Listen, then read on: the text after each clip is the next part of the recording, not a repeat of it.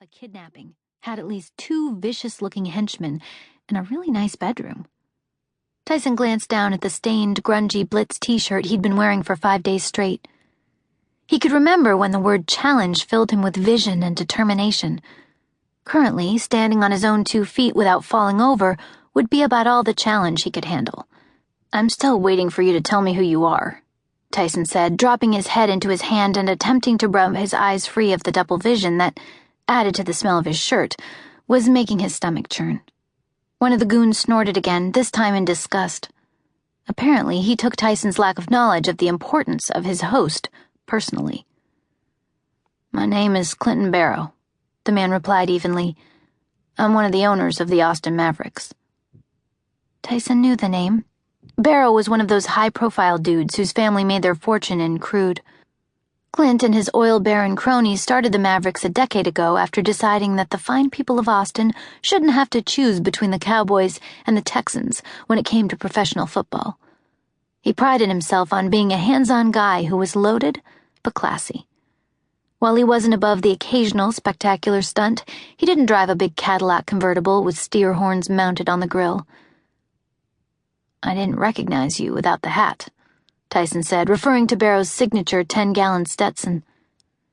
"The missus doesn't like me to wear it in the house." Clint grinned. "But I didn't bring you here to talk about wives. I'm sure they're not on your list of favorite topics either." Tyson rubbed his face again.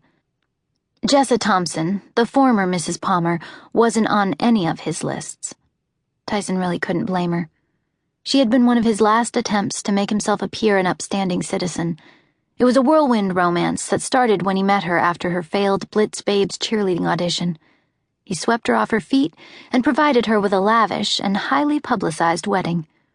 She was beautiful and sweet, and they made a lovely couple. Tyson tried to be a good husband at first, but he was already too far gone. And he never took into account just how shrewd his wife was.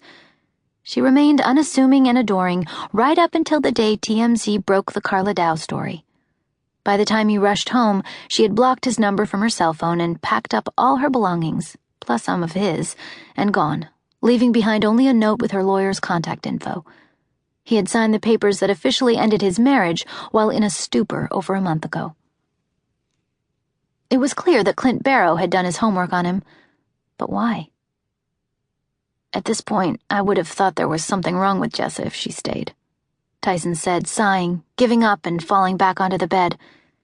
"You still haven't told me what I'm doing here." "I have a proposition for you," Clint said. "A one-time deal designed to mutually benefit both of us." Tyson stared at the ceiling, trying to gather his bearings, and sighed again. "I don't know anything about the Blitz that can be of any use to you."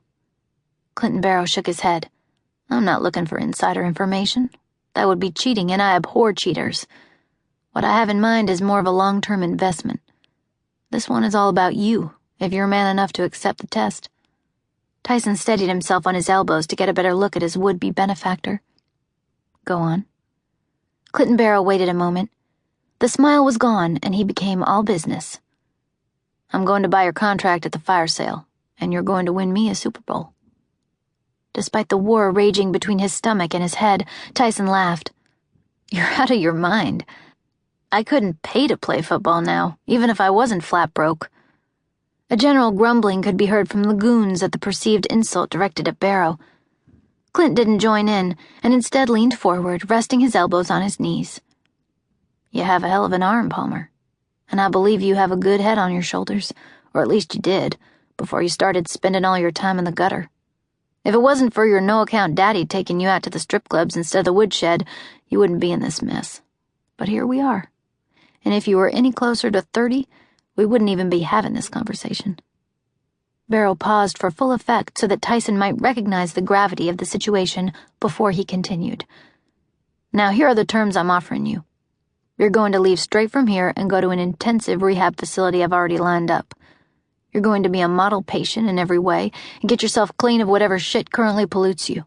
After they're satisfied you've completed their program with flying colors, I'm going to see to it you have the best training out there to get you back to playing form. I will supply all your housing, transportation, hell, even your clothes. There isn't going to be any fanfare. Nobody is going to know what's going on. As far as the league is concerned,